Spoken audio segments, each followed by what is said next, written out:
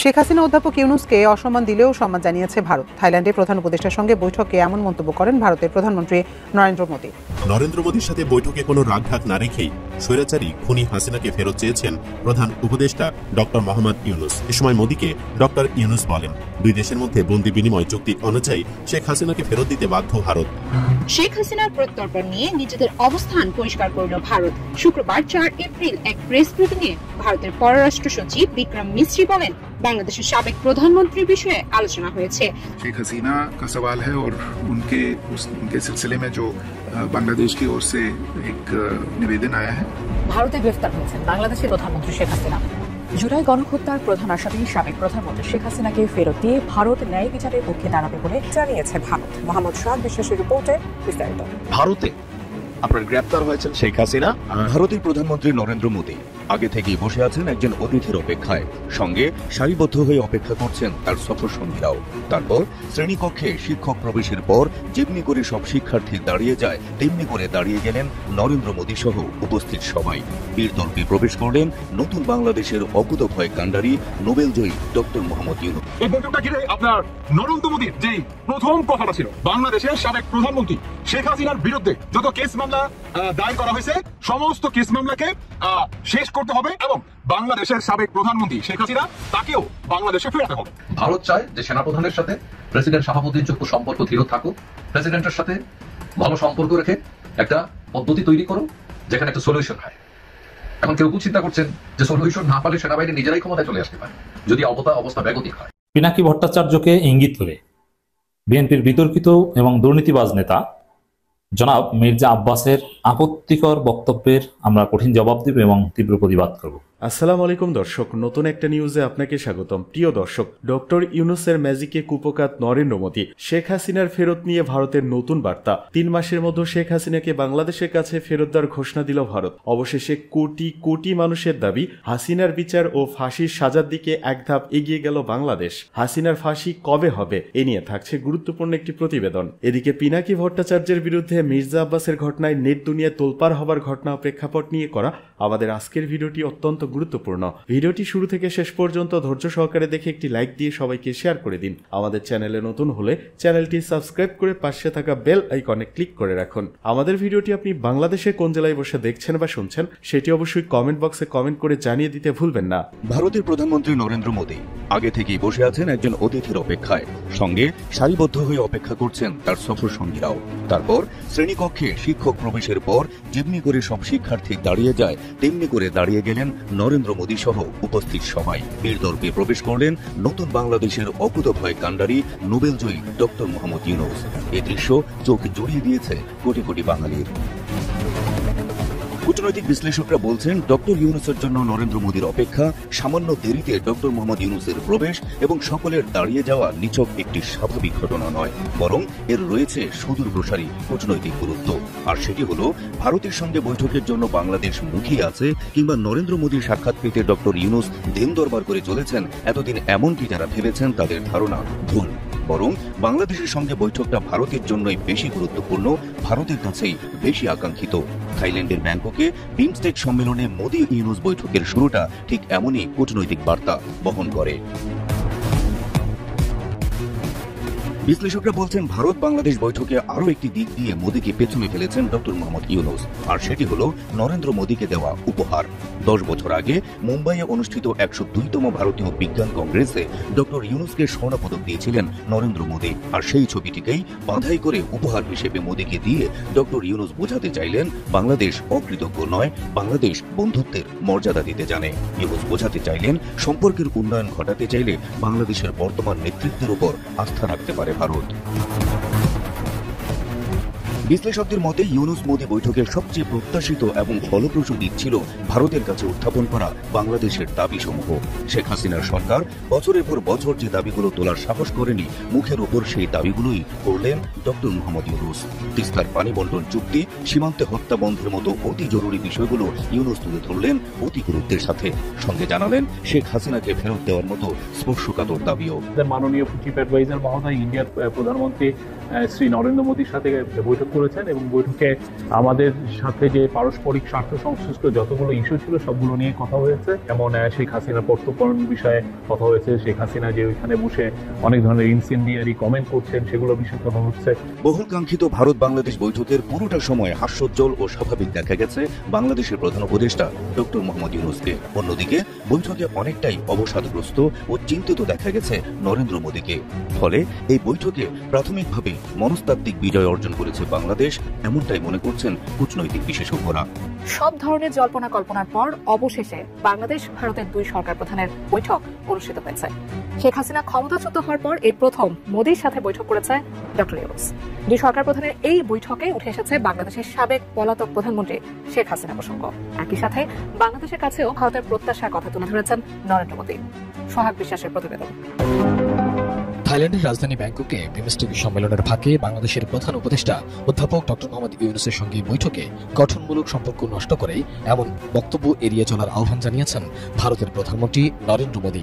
একই সঙ্গে ঢাকার সাথে গঠনমূলক সম্পর্ক গড়ে তোলার আকাঙ্ক্ষাও প্রকাশ করেছে নয়াদিল্লি। শুক্রবার 40 মিনিট ধরে চলা বৈঠক পরবর্তী সংবাদ সম্মেলনে ভারতের পররাষ্ট্র সচিব বিক্রম মিস্ত্রি একথা জানান বলে খবর দ্য হিন্দুর। প্রতিবেদনে বলা হয়, প্রধান উপদেষ্টা ডক্টর ইউনূসের সঙ্গে আলোচনায় নরেন্দ্র মোদীর আহ্বান গঠনমূলক সম্পর্ক নষ্ট করে এমন বক্তব্য এড়িয়ে চলুন।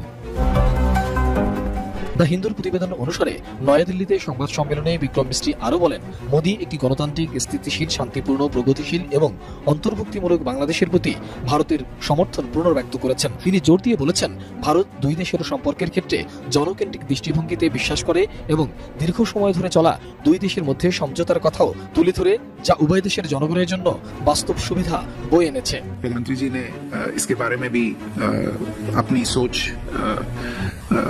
प्रोफेसर यूनुस से साझा की और आशा जताई कि हम आगे चलते एक डेमोक्रेटिक, इंक्लूसिव और स्टेबल बांग्लादेश देखेंगे। उसमें इलेक्शंस का अपना एक रोल होता है, वो सब जानते हैं। মিস্ত্রি আরও বলেন, এই চেতনায় মোদী বাস্তববাদী মনোভাবের ভিত্তিতে বাংলাদেশের সাথে গঠনমূলক সম্পর্ক গড়ে তোলার ভারতের আকাঙ্ক্ষার উপর জোর দিয়েছেন। প্রধানমন্ত্রী মোদী আরও বলেন, পরিবেশ দূষণকারী যে কোনো বক্তব্য এড়িয়ে চলাই ভালো। প্রতিবেদন অনুসারে সীমান্ত নিরাপত্তা আলোচনার একটি গুরুত্বপূর্ণ অংশ ছিল, যেখানে মোদী অবৈধ পারাপার রোধে আইনের কঠোর প্রয়োগের গুরুত্ব জোর দিয়ে বলেছেন। সেই সঙ্গে বাংলাদেশি হিন্দু সহ সংখ্যালঘু সংশ্লিষ্ট বিষয়াদি উপস্থাপন করেছেন মোদী। বৈঠকে বাংলাদেশের পক্ষ থেকে শেখ হাসিনার প্রত্যার্পণ সহ বিভিন্ন স্বার্থ সংশ্লিষ্ট বিষয় তুলে ধরা হয়। প্রধান উপদেষ্টার প্রেস সচিব শফিকুল আলম বলেন, দুই দেশের সরকার প্রধানদের মধ্যে অনুষ্ঠিত বৈঠকটি অত্যন্ত গঠনমূলক ও ফলপ্রসূ হয়েছে। আমাদের সঙ্গে পারস্পরিক স্বার্থ সংশ্লিষ্ট সব ইস্যুতে আলোচনা হয়েছে। তিনি আরো বলেন, শেখ হাসিনার প্রত্যার্পণ এবং ভারতে বসে তিনি উস্কানিমূলক বক্তব্য দিচ্ছেন, এসব বিষয়ে বৈঠকে তুলে ধরা হয়েছে। এছাড়া সীমান্ত হত্যা, তিস্তার পানি বন্টন সহ পারস্পরিক স্বার্থ সংশ্লিষ্ট বিষয়গুলো ফলপ্রসূ আলোচনা হয়েছে বলেও প্রেস সচিব দাবি করেন। পিনাকি ভট্টাচার্যকে ইঙ্গিত করে বিএনপির বিতর্কিত এবং দুর্নীতিবাজ নেতা জনাব মির্জা আব্বাসের আপত্তিকর বক্তব্যের আমরা কঠিন জবাব দেব এবং তীব্র প্রতিবাদ করব। দর্শক, মির্জা আব্বাসের মাথা খারাপ হয়ে গেছে। পিনাকি ভট্টাচার্যকে শুধু মির্জা আব্বাস কিংবা মির্জা ফখরুল নয়, তারেক রহমানও ভয় পান। এবার খোলামেলা কথা বলেছেন মির্জা আব্বাস। এর আগে নানান কথা বলেছেন, সেটা নিয়ে আমরা আলোচনা করেছি। কখনো কখনো কুতুব বলে কটাক্ষ করতে চেয়েছেন এবং পিনাকিরা নাকি দেশে অস্থিতিশীলতা সৃষ্টি করতে চায়, অনেক কিছু বলেছেন। এবার মির্জা আব্বাস যেটা বলেছেন, তিনি লিমিট ক্রস করেছেন এবং মির্জা আব্বাসের জন্য সামনে কঠিন পরিস্থিতি অপেক্ষা করছে। তিনি কঠিন পরিস্থিতিতে পড়তে যাচ্ছেন। দেখেন, পিনাকির সাথে লেগে কেউ পারে না।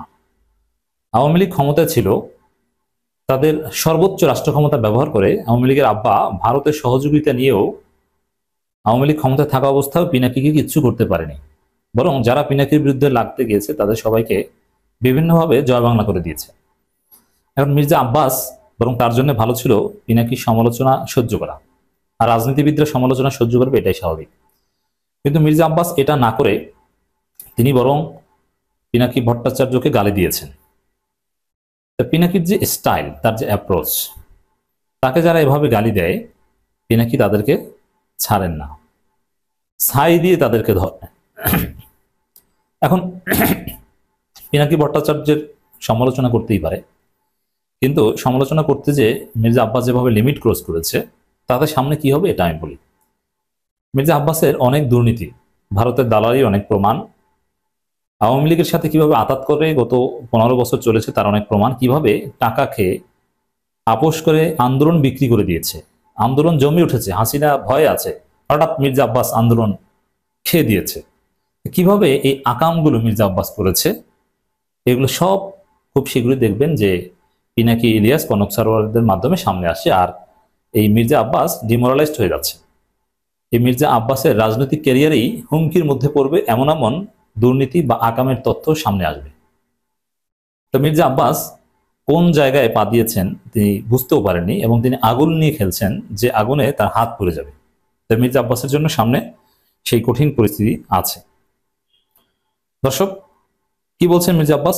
অনলাইনে কিছু কন্টেন্ট ক্রিয়েটরের সমালোচনা করে মির্জা আব্বাস বলেন, দেখেন কিছু কন্টেন্ট ক্রিয়েটর বেসিক্যালি পিনাকি ভট্টাচার্যকে বলেছে, এটা তো সবাই বোঝে, এবং যে শব্দগুলো বলেছেন যে একজনে শুয়োরের বাচ্চা না কি বলে গালি দেয়, তাকে আবার সমর্থন করেন পিনাকি ভট্টাচার্য, এটা স্পষ্ট। পিনাকি কিছু কন্টেন্ট ক্রিয়েটর এমনভাবে বলছেন যেটা কন্টেন্ট ক্রিয়েটর, আমি বলেছি কন্টেন্ট ক্রিয়েটর, আপনি কন্টেন্ট ক্রিয়েট করে দেখান না যে এই জিনিসটা কি। বিভিন্ন বিশ্ববিদ্যালয় করানো চাইতে অনেক ক্ষেত্রে এটা কঠিন। এরপরে আসেন যে কিছু কন্টেন্ট ক্রিয়েটর, যারা কন্টেন্ট ক্রিয়েট করে পলিটিক্যাল, এরা কারা, এরা কি জানেন? পিনাকি ভট্টাচার্যকে আমি বলি বাংলাদেশের একজন শীর্ষস্থানীয় রাষ্ট্রবিজ্ঞানী। তিনি ডাক্তার, এটা তার প্রধান পরিচয় না এখন, তাকে আমি বলি এখন রাষ্ট্রবিজ্ঞানী। তিনি অনেক থিওরির প্রোপোনেন্ট, তিনি একজন থিওরিস্ট। অতএব তাকে কন্টেন্ট ক্রিয়েটর বলে ছোট করার চেষ্টা করছে, কিন্তু কন্টেন্ট ক্রিয়েটর জিনিসটা ভিন্ন। শিক্ষাগত যোগ্যতা, আচ্ছা মির্জা আব্বাস কি করেছে, তার রেজাল্ট কি? সাপোজ আমি একজন কন্টেন্ট ক্রিয়েটর, আমার যে শিক্ষাগত যোগ্যতা, আমার যে একাডেমিক প্রোফাইল, আমার যে রেজাল্ট, মির্জা আব্বাসের 14 গোষ্ঠীর মধ্যেও সেটা নাই। আমার মতো ক্ষুদ্র লোকের ক্ষেত্রে আমি বললাম, আর পিনাকি ভট্টাচার্য তো আমাদের অনেক অনেক উপরের লোক। অতএব দর্শক, এই কন্টেন্ট ক্রিয়েটররা যে কি, এরা যে রাষ্ট্রবিজ্ঞানী, এদের এই ভিডিওগুলো যদি ইংরেজিতে লিখলে তো ঠিক থাকে, ইংরেজিতে যদি বই আকারে বের করা হয় এটা অনেক কিছু। আর পিনাকি ভট্টাচার্য তো একজন প্রতিষ্ঠিত লেখক, তার অনেকগুলো বই আছে, তার বই প্রচুর বিক্রি হয়, মানে আগে থেকেই লেখালেখি করেন, একজন উঁচু মাপের লেখক, সাহিত্যিক, আপনি নানানভাবে বলতে পারেন। কিন্তু আপনি ইচ্ছে করে কন্টেন্ট ক্রিয়েটর বলে ছোট করার চেষ্টা করছেন। না, ছোট পিনাকি ভট্টাচার্য হয়নি, ছোট হয়েছেন আপনি। আর এই কন্টেন্ট ক্রিয়েটররাই হাসিনার 12টা বাজিয়ে দিয়েছে। এই কন্টেন্ট ক্রিয়েটরদের ভয়ে সবসময় হাসিনা অতিষ্ঠ থাকতো, এদেরকেই হাসিনা খুঁজতো। পিনাকি ভট্টাচার্যের কে ধরার নানান চেষ্টা হাসিনা করেছে, আওয়ামী লীগের লোকজন তাকে হত্যার হুমকি দিয়েছে। অতএব মির্জা আব্বাসকে কিন্তু হত্যার হুমকি দেয়নি। এই কন্টেন্ট ক্রিয়েটরদেরই হাসিনা ভয় পেত, এবং এরাই ছিল হাসিনার বিরুদ্ধে প্রধান শক্তি, এরাই আলোচনা জারি রেখেছে। এবং হাসিনা বলছে পরবর্তীতে পরাজয়ের পর যে আমরা আগে পরাজিত হয়েছি ফেসবুকে, মানে কন্টেন্ট ক্রিয়েটরদের কাছে, তারপরে পরাজিত হয়েছি মাঠে। অতএব এই কন্টেন্ট ক্রিয়েটরদের উচ্চতা কি, এটা মির্জা আব্বাসের বক্তব্যের জবাবে হয়েছে আশা করি। ডক্টর ইউনূসের কাজের ভূয়সী প্রশংসা করেছেন মোদি, জানালেন প্রেস সচিব। ভারতের প্রধানমন্ত্রী নরেন্দ্র মোদি বাংলাদেশের অন্তর্বর্তী সরকারের প্রধান উপদেষ্টা ডক্টর মোহাম্মদ ইউনূসের কাজের ভূয়সী প্রশংসা করেছেন। থাইল্যান্ডের বিমস্টেক শীর্ষ সম্মেলনের ফাঁকে প্রধান উপদেষ্টার সঙ্গে বৈঠকের সময় মোদি তাকে এ প্রশংসা করেন বলে জানিয়েছেন প্রধান উপদেষ্টা প্রেস সচিব শফিকুল আলম। আজ শনিবার দুপুরে নিজের ভেরিফাইড ফেসবুক অ্যাকাউন্টে দেওয়া পোস্টে শফিকুল আলম লিখেন, দ্বিপাক্ষীয় বৈঠকে ভারতের প্রধানমন্ত্রী নরেন্দ্র মোদি অধ্যাপক মোহাম্মদ ইউনূসকে অত্যন্ত সম্মান প্রদর্শন করেন এবং তার কাজের ভূয়সী প্রশংসা করেন। ভারতের সঙ্গে শেখ হাসিনার ভালো সম্পর্ক থাকলেও বৈঠকে মোদি বলেন, আমরা আপনার প্রতি তার অসম্মানসূচক আচরণ দেখেছি, তবে ভারত সবসময় আপনাকে সম্মান ও মর্যাদার সঙ্গে দেখে আসছে। প্রেস সচিব লিখেন, যখন অধ্যাপক ইউনূস প্রধানমন্ত্রী শেখ হাসিনার প্রত্যর্পণের বিষয়টি উত্থাপন করেন তখন ভারতের প্রতিক্রিয়া নেতিবাচক ছিল না। আমরা আত্মবিশ্বাসী একদিন শেখ হাসিনাকে ঢাকায় ফিরিয়ে আনা হবে এবং আমরা শতাব্দীর সেরা বিচার প্রত্যক্ষ করব। তিনি লিখেন, এটি স্পষ্ট যে ভারত এখন বাংলাদেশের সঙ্গে সম্পর্কের এক নতুন অধ্যায় রচনা করতে চায়। বৈঠকে ভারতের প্রধানমন্ত্রী বারবার অধ্যাপক ইউনূসকে বলেছেন, ভারতের সম্পর্ক বাংলাদেশের জনগণের সঙ্গে কোনো নির্দিষ্ট দল বা ব্যক্তির সঙ্গে নয়। শফিকুল আলম লিখেন, অধ্যাপক ইউনূস যেমন সম্প্রতি একাধিকবার বলেছেন, আমরা ভারতের সঙ্গে সর্বোত্তম সম্পর্ক চাই, তবে সেটি হতে হবে ন্যায্যতা, সমতা ও পারস্পরিক সম্মানের ভিত্তিতে।